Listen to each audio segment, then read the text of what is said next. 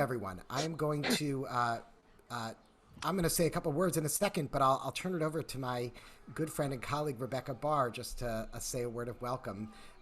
Rebecca is the executive director of Challah for Hunger, one of the most amazing not Jewish nonprofits out there that I could just go on and on about how amazing they are, but and how amazing Rebecca is. But I will, for the sake of time, I will just say the really absolutely wonderful Rebecca Barr.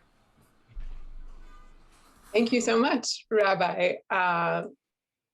I will let everyone in on a small secret that Rabbi Eli and I and our families are good friends. So it's really a pleasure to be here tonight and to partner with Rodeph Shalom and the Hope Center and CCP and be able to have this conversation, this really important conversation around this topic. As the Rabbi mentioned, I'm the executive director of Challah for Hunger. We have we have our director of advocacy on the panel tonight and some of our staff here as well. Really excited to have a great conversation with you all. Rabbi Eli and I are gonna share a few words of Torah. I'll chime in if I have anything to offer, but really looking forward to this framing. And as we share, please feel free to put your name, where you're calling in from, be it your living room or your deck tonight, and really looking forward to getting to know you all tonight. So thank you so much, Rabbi. Thank you, Rebecca. We've just, for Reform Jews, and Jews in Israel, we finished last night, but for conservative, Orthodox, other Jews in the diaspora, they're still going for about another hour until sunset, the Festival of Shavuot. And as Rebecca and I were talking the other day, doing a little study together, she reminded me of how Shavuot is so connected to really two main themes in our tradition, the theme of food and the theme of Torah. And what a way to bring that together. Shavuot is the festival when we celebrate the giving of Torah at Mount Sinai. But historically, before Shavuot took on that message of Torah and of learning, Shavuot actually celebrated the wheat harvest in Israel. It was originally an agricultural holiday, as we imagine many holidays in various traditions perhaps started as agricultural and then took on later significance. There's a famous line in a rabbinic book called Pirkei Avot, which says, "Im ein kemach ein Torah, im ein Torah ein kemach." Without flour or without bread, there is no Torah, and without Torah, there is no flour or bread. What this text is essentially saying, and I think the message of Shavuot, where it's the time of receiving Torah, receiving learning, a holiday where we stay up all night learning, and a holiday of harvest, reminds us that very simply, you can't learn, you can't study when you're hungry. And that as much as we all want to be in this sort of academic space and learning all day, and we believe in learning, there's actually very necessary basic necessities. There's basic things we need as human beings to survive, and we can't learn without those, and food being primary among them. Of course, the Hope Center, and we're going to learn tonight, has talked about other things, including housing, including childcare, including so many more crucial things. And in a lot of ways, when we say that word kemach, imen kemach, flour, it really does mean more than just that physical flour. That it's the sustenance. It's all the things we need in order to be able to study Torah. And so as we come out of this festival, Shavuot, this time of learning, this time of eating, we eat a lot of cheesecake and dairy products on Shavuot traditionally as well. We're just reminded that when we need to feed not only our physical bodies, we need to feed our souls, and that the two are intrinsically connected with one another.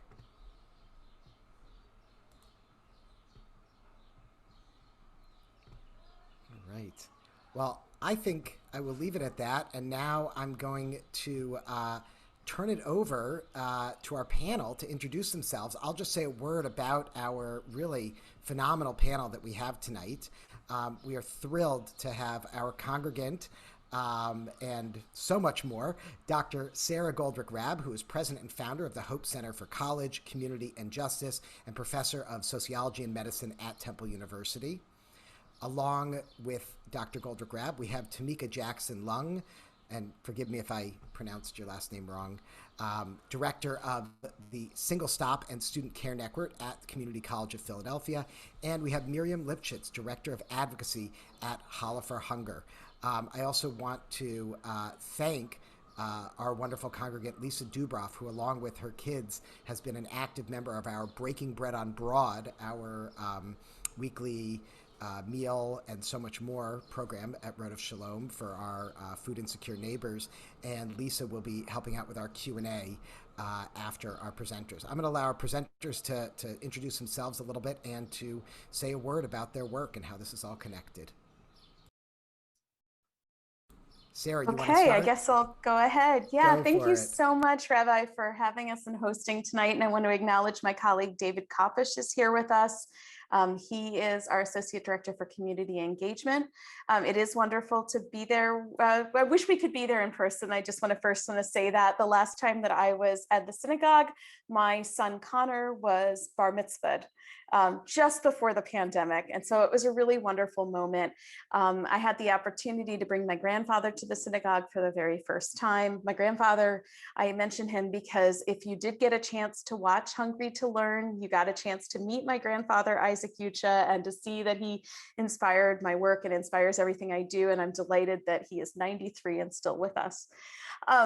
I've been back in Philadelphia for about 5 years. I joined the synagogue immediately upon my return, and I came here from the University of Wisconsin-Madison, where I went after attending Penn for graduate school. I came here because I had really started a line of research that was stimulated by students and their stories. And it's a line of research that, as you can see in the documentary, is about the many ways in which college is no longer affordable. And that goes beyond simply that the financial aid form is difficult. What we do at the Hope Center for College, Community, and Justice is, first and foremost, we do science. And I think it's still a time we have to say that. We believe in science. We believe in the power of evidence, both qualitative and quantitative, but we are extremely action focused. And so what that means is that we get involved in supporting the colleges and universities in their transformation journeys. They are evolving right now. All of these institutions are coming to learn that they have to educate and support the students they have, not the students they might wish they have or want to pretend that they have. Okay, most students who come to college today do not come with a lot of parental support. That doesn't mean they don't come loved. It just means they don't come wealthy. And they need navigational help, they need financial help. And so the kinds of work that happen at Single Stop at the Community College of Philadelphia are essential, but it has to go even bigger. It has to result in institutional change and real leadership. So we have a whole team. It's actually led by Paula Umanya, who was the former director of the Single Stop at CCP, where she was there for almost 7 years. And we work nationally to help these institutions evolve. We also work on policy and advocacy, and we've been doing so now for more than a decade. So a quick example, you might have just seen the third stimulus that came out this year, which provided a lot of support. It includes about $63 billion in support for higher education this year's stimulus. And we have helped to write the guidance with the Department of Education that explains how and when it will be used for college students. And we were successful this year in removing these restrictions that were put into place by the prior administration that restricted the use of this support for people who are international students, undocumented students, right? Students who can't complete a FAFSA. And so we were able to help loosen those, restrictions a bit and make the jobs easier. We also finally lead a big national effort to help people understand today's students. And so we lead something called the Real College Movement, which is all about being real about what's happening and responsive to it and rigorous in the solutions that we present. So we're a little bit of a different beast. We're not a standalone nonprofit. We are sitting in the medical school at Temple, which we find to be a wonderful home, especially in light of the pandemic, when we can all see the need for education and health systems to actually cross in order to support the whole human being as we all try to get an education as lifelong learners. So I hope that gives you a little sense of us. I'm grateful to be here.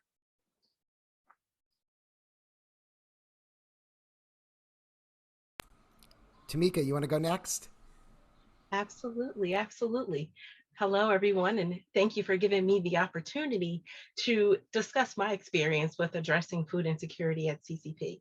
So as we know, food insecurity is a public health concern, and many students suffer in silence, and many individuals, and this is actually very true for college students, and the lack of food can be highly stigmatizing. We found that students may not know where to go for available resources or where to turn for help. And we also found that within Community College of Philadelphia, and according to actually the Rural College Center's research, that hunger impacts grade point average, student persistence, students' ability to focus, and impedes degree attainment.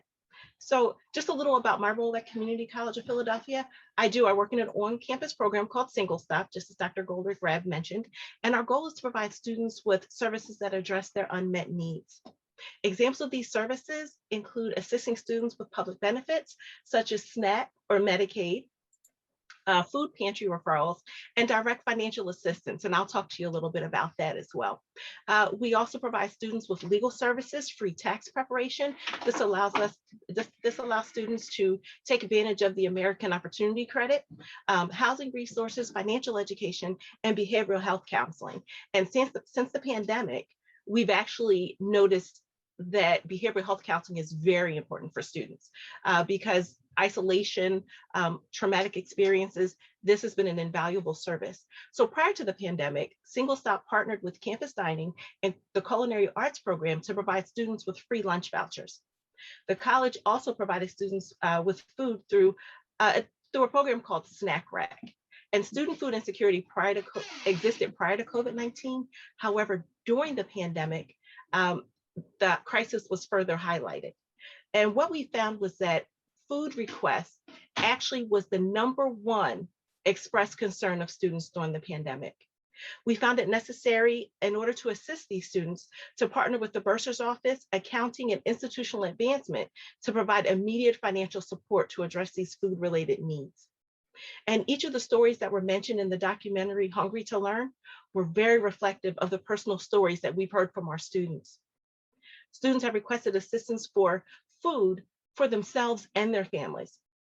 For example, we've had students request food for their parents, their younger siblings, and even their grandparents. They experienced job loss, the loss of a loved one due to COVID. They were diagnosed with COVID, or even they were guardians of minors and they were no longer able to work because childcare centers closed due to COVID. Now, you may also be surprised to learn that some students are willing to go without food, and they've expressed it just to make sure that their families have enough to eat. Students do not want to burden or further stress their families' finances with their own food needs. And we've been contacted by students, and students have said, I don't need to eat. I want to make sure my younger brothers can eat. And that's a powerful statement in terms of how important food is and how students are willing to make that sacrifice, even though we know it impacts their GPA and every other impact that it has on them. Students are willing to do this because they see a greater need for their families. Now, when students come to our office, our goal is to remove those existing barriers, to treat them with respect, to protect their privacy, and that's very important. We try to protect their privacy at all costs, display empathy, and make sure that they have the resources they need to focus on their education so that they can attain their degrees. Student graduation for us is a very emotional experience because we often know the individual stories and challenges, along with the level of perseverance that was required for students to achieve this milestone. And observing their progress towards a future of financial independence reminds us of the importance of the work that colleges do to address basic needs and the work that is still needed to continue to address unmet basic needs for students. Thank you.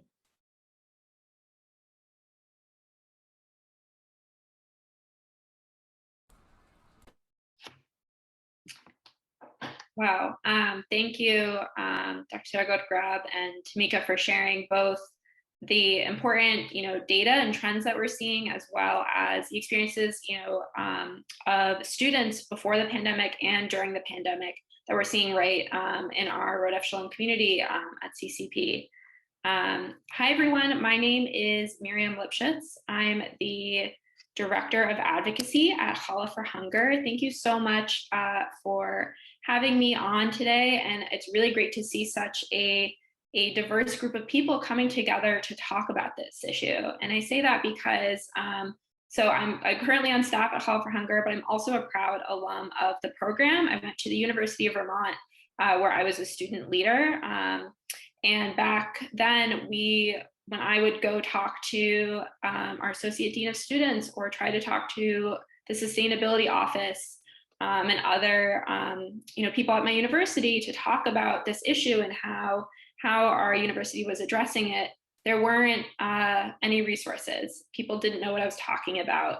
And so to see this many years later, the first of its kind of this documentary, Hungry to Learn, to see so many different people here in this conversation today, I find really powerful. So thank you for being here. I'm going to tell you a little bit about what we do and how we're taking action. And my whole goal in sharing this with you is that you can leave today's conversation feeling empowered to do something about this issue, right? It's heart-wrenching to see the incredible stories that were shared in the documentary, and so I'm hoping that we can all take action together and feel empowered to know how to bring about change with all of us at the table. So a little bit about Challah for Hunger. We build communities inspired and equipped to take action against hunger, and we were founded by a college student over 15 years ago. And since then has grown to almost 100 community and campus-based chapters nationally. And we really have 3 pillars of our work that guide our efforts towards that mission to address campus hunger. So that's philanthropy, advocacy, and community building. So the philanthropy piece, that's where the Challah bread comes in, that we all know and love. So pre-COVID, students would gather, and they've really come up with innovative ways to replace baking challah during COVID, but traditionally sell challah on campus and raise funds, half of those proceeds going to our national partners, Wipe Out Hunger, an incredible organization also in these efforts, and half to a local partner. So that local partner could be a community organization, a state advocacy organization, or their campus food pantry, or donating to their campus emergency fund so that those resources can be distributed to their peers. The advocacy piece that I'm excited to talk with you all today about is where a national initiative, the Campus Hunger Project, comes into play. So we address the issue through both campus level and national level interventions.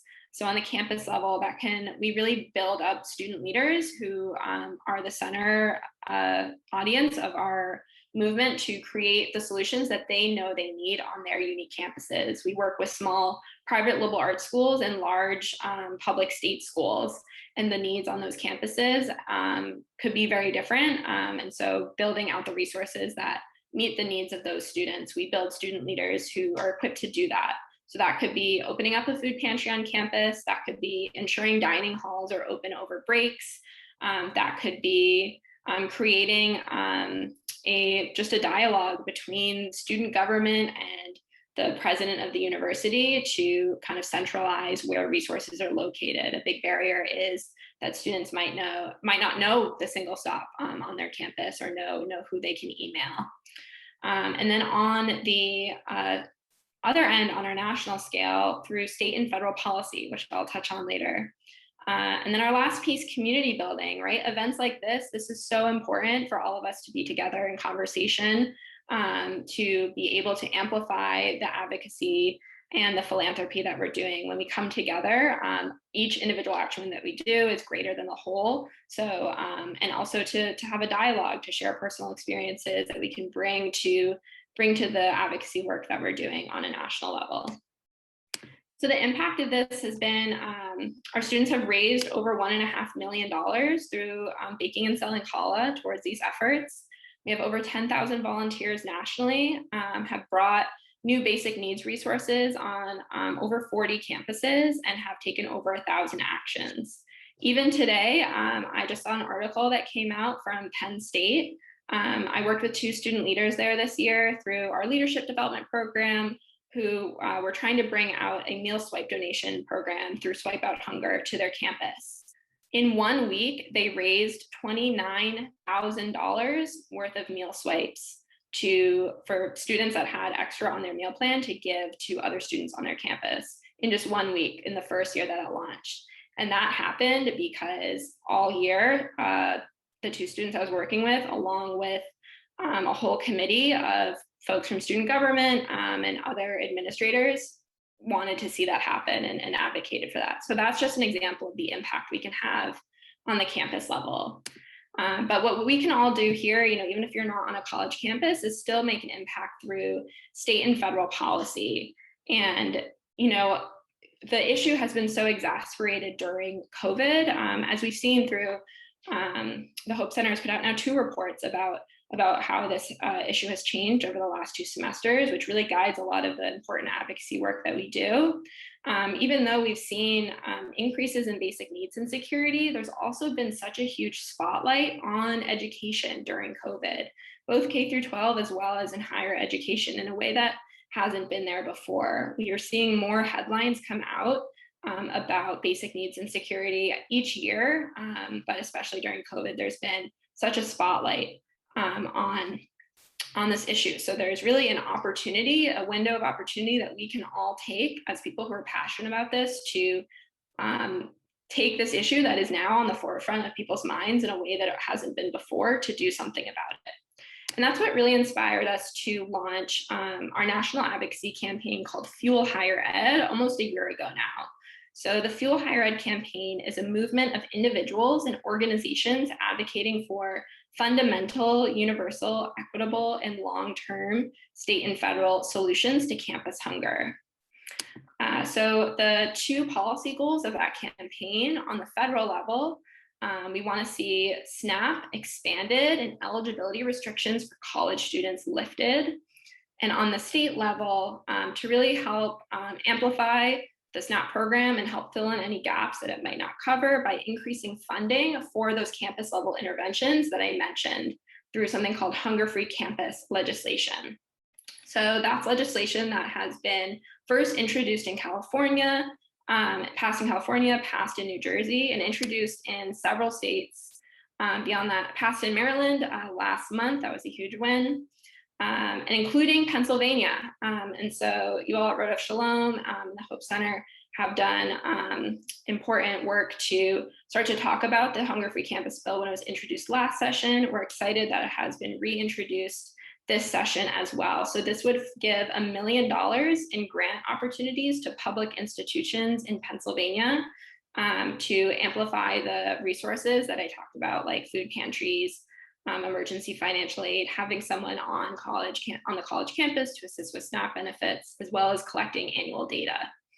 And then on the federal level this week, we are pushing for a bill called the EATS Act. So there are tons of different ways to take action on the federal level. If you go to campushunger.org/snap into action, and the EATS Act was introduced by Representative Gomez out of California, which would expand SNAP benefits to almost 3 million college students by counting attending school as meeting work requirements. As we saw from the students in the documentary, going to school is a lot of work. And there are currently so many barriers in place for students to be able to access our nation's greatest federal food assistance program. So this would be a bill that would expand access to more students and really level the playing field of resources to make sure everyone has the fuel they need to succeed in school. So with all of that, I think that's all I wanted to cover, at least for this bit. Again, thank you so much for having us here. So thank you so much, Miriam, Sara, and Tameka.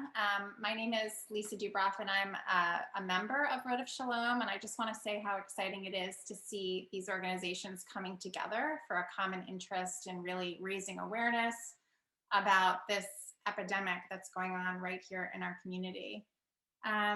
Just a question, Tameka, you know, on my way, I live in Fairmount, and on my way to Rodeph Shalom, I passed by the Community College of Philadelphia building, and I'm just wondering if people want to support the efforts at the college, you know, what specifically can we be doing to help encourage change?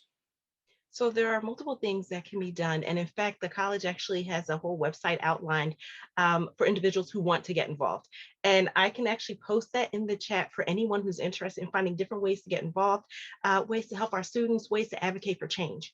I can definitely include that in the chat for anyone who's interested. Thank you so much. Thank you. And Miriam or Sara, I wonder if you could talk just a little bit more about SNAP and how you're looking, it sounds like you're looking to increase the accessibility of SNAP for students. Yeah, I'm happy to talk about that. So some of you might recall, before we talk about SNAP, let's talk about the sort of broader trend in social policy that's happened in this country. And so some of you might recall that in the 90s, Bill Clinton ran on this platform of ending welfare as we know it. Does this sound familiar? Okay, so that was part and parcel of a stream of thinking that what we should do for people who were dealing with poverty is try to give them kind of a shove to get on their feet by making it clear to them that working is important. It was fueled by some science, but not a lot of science.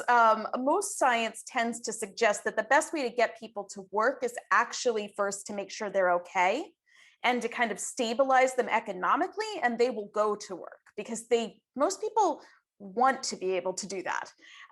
But it led a line of thinking that ended up spilling over into multiple social policies. And so first it was welfare reform in 1996, and then it was the Workforce Investment Act in 1998. My first book was about the changes in those two things, both of which changes were not good for the students at Community College of Philadelphia. And over time, it ended up transforming, in I'd argue a negative way, what we called the food stamp program. And the food stamp program, it used to be, if you went to college in the 70s or 80s, if you didn't have enough money and you income qualified, you could, you know, it's not like everybody got it. I don't want to make it sound like it was a dream scenario. And it certainly didn't pay for enough, but it was relatively easy to get on it, especially compared to now. Because what they essentially did was import the work requirements that were put into place around welfare and brought it into the food stamp program. And so the Supplementary Nutritious Assistance Program, or SNAP, is much harder to get for people without children who are subject to a work requirement of 20 hours a week. They've picked this magical number, it's not magic, 20 hours a week, and said that you have to meet it, even though a lot of people who need this support are actually structurally kind of kept from job opportunities. So for example, there's a lot of labor market discrimination and people can't land these jobs. And also because, you know, frankly, a lot of employers are spreading out hours across multiple employees and that sort of thing. So it has become much, much harder for people to actually meet the work requirements so that they can then eat. That's true for the general population. And interestingly, it's true for college students. So there was a little bit of thinking, and I want to flag that even Tom Harkin, who I otherwise tended to like, even Tom Harkin thought, we want to make sure that college students who seem to be poor by choice don't get access to these benefits when really their families could help them. And they ended up working in language that really deters college students from access to this program, both in terms of the way the language is framed and by saying college doesn't count as work. We have been able to seize the moment of the pandemic to demonstrate just how wrong-headed this is.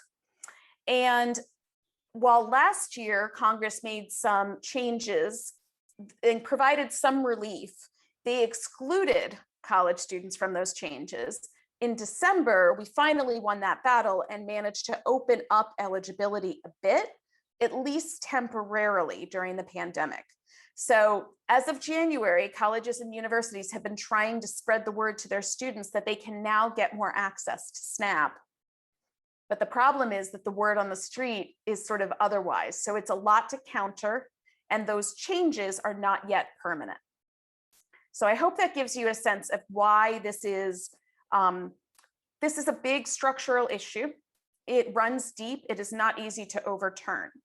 The one other thing I just want to quickly mention, SNAP is great and way better than food pantries because it lets people shop with dignity at stores.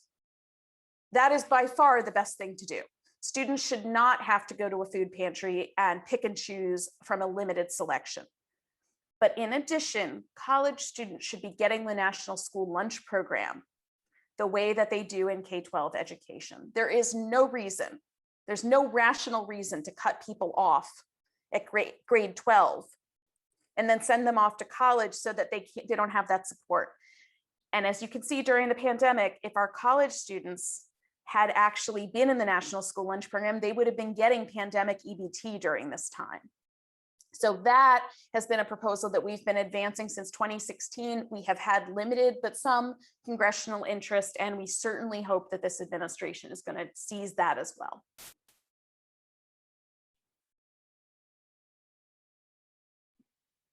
Thank you. That was very helpful.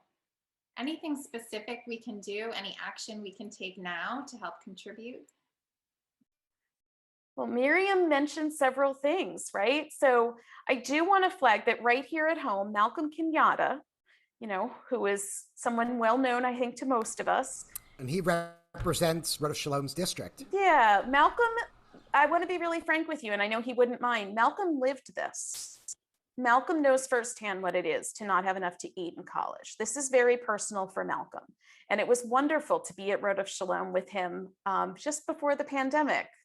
I only know this because I think David might be the only time I've ever met you in person. David had just started with us at the Hope Center. That's right. We had a hearing, sort of a public, discussion as he was trying to advance this. And, what he's trying to advance is a very modest bill. $1 million is not much for the Pennsylvania legislature, but it would be a marker and it would be important for Pennsylvania. So I think the number one thing that you can do is talk about this issue. Talk about this issue in your communities and do what you can to support Malcolm in pushing that. The biggest barrier that we face, to be perfectly honest, is that the general public has no idea this is a problem. I know most people think that they can put money in their 529 and hope that college will be affordable when they fill out the FAFSA. And they're worried that their student might not be able to go to Europe in the summer. But they're not thinking about the fact that the meal plan does not always include enough meals for the week, that their students' plan for working while in college may in fact be scuttled when they can't find enough work, or when they might run into unexpected expenses like a lab fee that they have to pay. And what goes by the wayside is those meals for the week. One utility bill that students don't have enough money for because heat costs too much can throw off a whole semester. So again, I think the awareness is honestly one of the most powerful things. But Miriam, do you have other pieces that you would want to add there? Yeah, definitely. If you haven't seen the documentary yet, definitely it's available to stream. Encourage you to watch it and watch it with friends and continue that education. But we've actually built into our program, taking some of that action now. We want to support Malcolm and support the students that we've heard about tonight. So I do have some time cut out for us to take action together. Before we dive into that, I'd love if folks could throw in the chat. We talked about a lot of changes that we can make: expanding SNAP, hunger-free campus legislation, expanding the National School Lunch Program. Imagine that these things happen for a minute. What would that mean for our nation? What would it look like for our nation to not have students who have to choose between food and their education? And then think about what would that look like for Philadelphia? I'm going to give folks a minute. What does that world look like to you? And I'd love to hear what you think in the chat. And if it's just 1 or 2 words, that's great. If it's, you've got a whole image coming to mind, share that as well.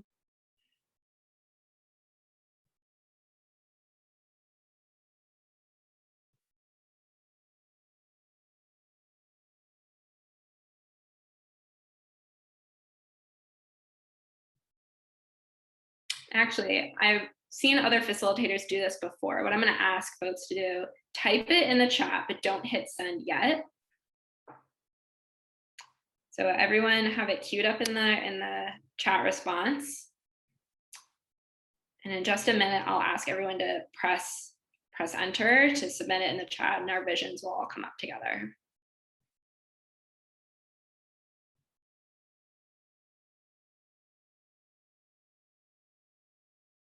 Just give me a thumbs up when.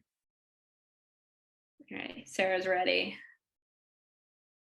Sarah's like, I think about this every day.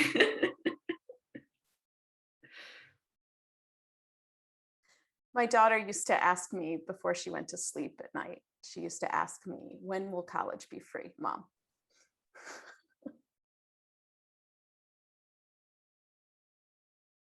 Amazing. Okay, all right.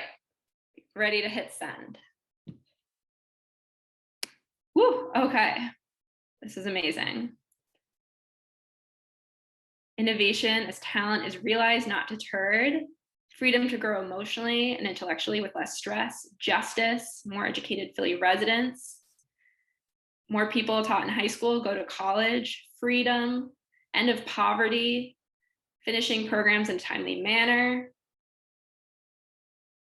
People will be fed and educated. Self-actualize. Have energy for class, equity, diversity in the classroom, and then in the workplace. Enough food for all. Caring about human rights. Oh my God, okay, that was incredible. Thank you, everyone. So with that vision in mind, right, we have to take action to get there. And a lot of times we have to take persistent action over a long period of time, right? We've been in this work for many years. We've made huge progress, have had incredible wins, but we need all of you here to have that continued action. So, so in our advocacy work, right, we have people heard of upstream and downstream effects to make change, right? We need to have our food pantries to feed people now, while we're also advocating for those long-term changes. So we need all of these players on both the upstream and downstream, but we're going to take some upstream impact today and take a minute to write our state representatives. So this is supporting the bill that Representative Malcolm Kenyatta has introduced, giving $1 million to public institutions to support their basic needs resources like schools, like CCP. So someone is going to throw in the chat. Thank you, Rebecca. You can click on this link and hopefully it'll just take a minute. You can throw in your information, your address. And then we have a personalized message already filled out, so you do not need to be an expert to be an advocate. You can just send the letter as is. If you want to add a personal story, add some of that vision that you shared in the chat, you can personalize your message as well. So just take a minute, you'll throw in your address, it'll know who to send to your state representatives. And we'll all submit a letter today, and then tomorrow when our representatives show up at the office, they'll have 20 or so letters from all of us telling them that addressing hunger on college campuses is a priority.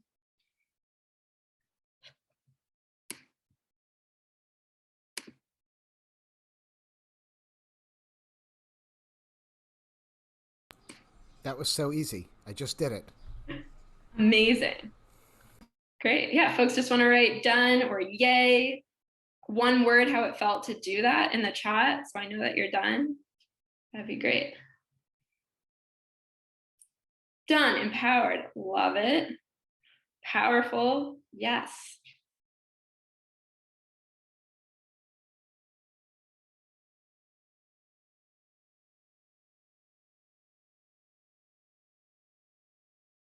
Keep those coming, and also share what was that like to do it with a group of people.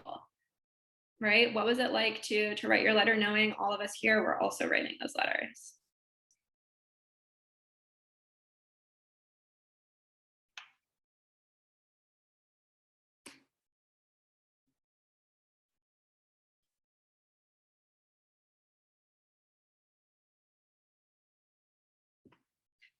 Great and easy, amazing.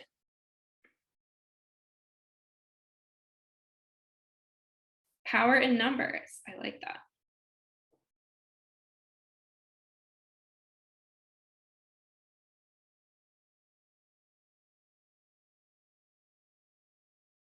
Time to share with friends, building community and making change collectively.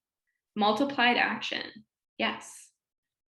Awesome, keep them coming while folks are still sending out their letters.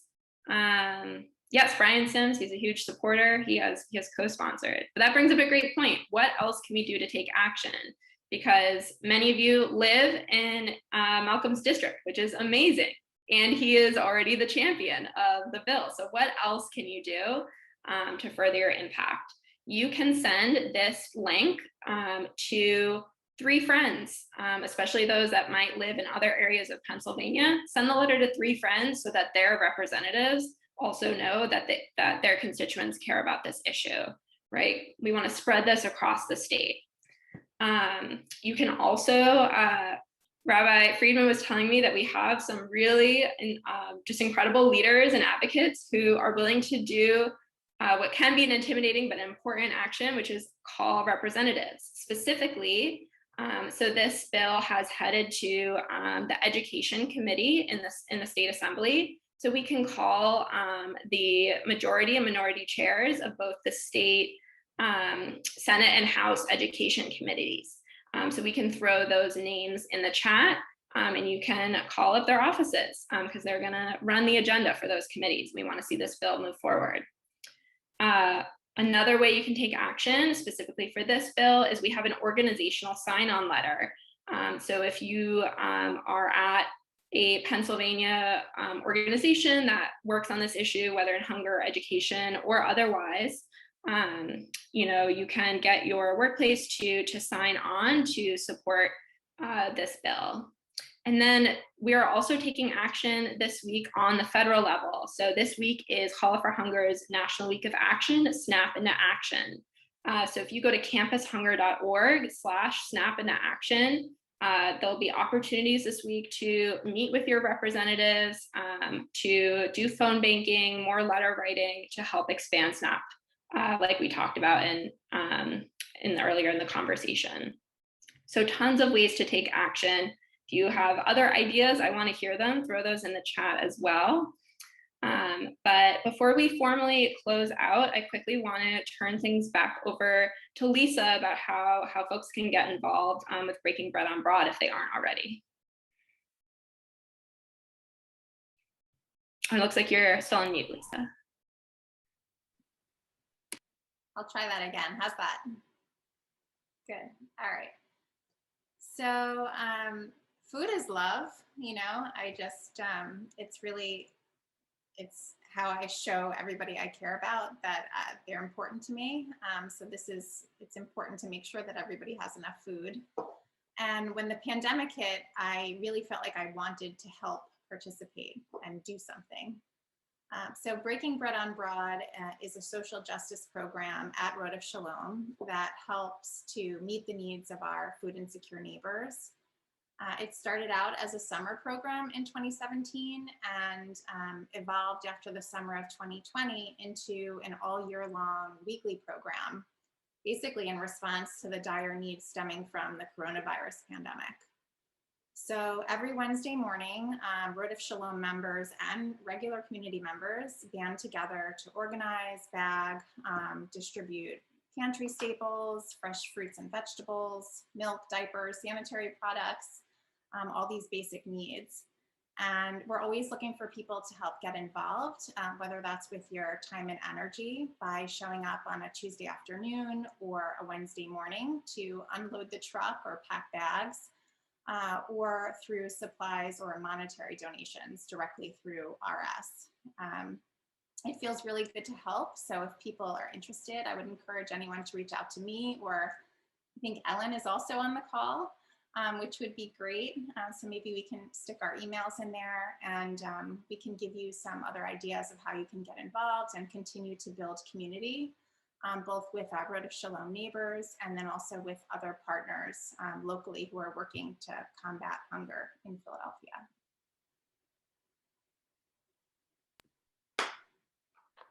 Awesome. I know I would definitely love to get involved on a Wednesday, Lisa.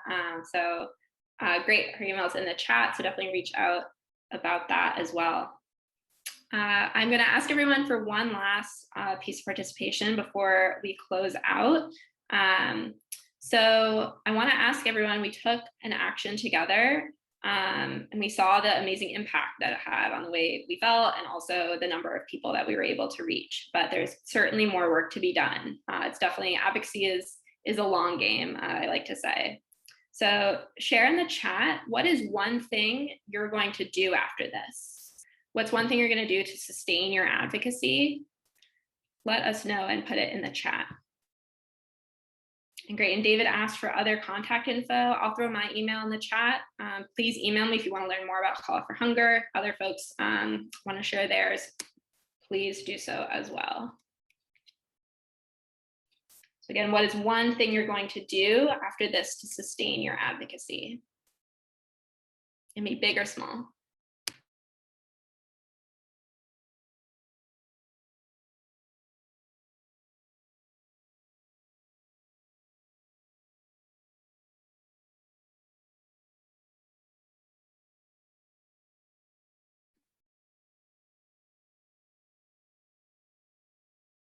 Great, I'm seeing share the link to help pass legislation, talk about it with other Breaking Bread on Broad volunteers, go to Breaking Bread on Broad, encourage others to get involved, participate in Snap into Action all week long, advocate. Not sure, Miro, we can chat, feel free to send me an email.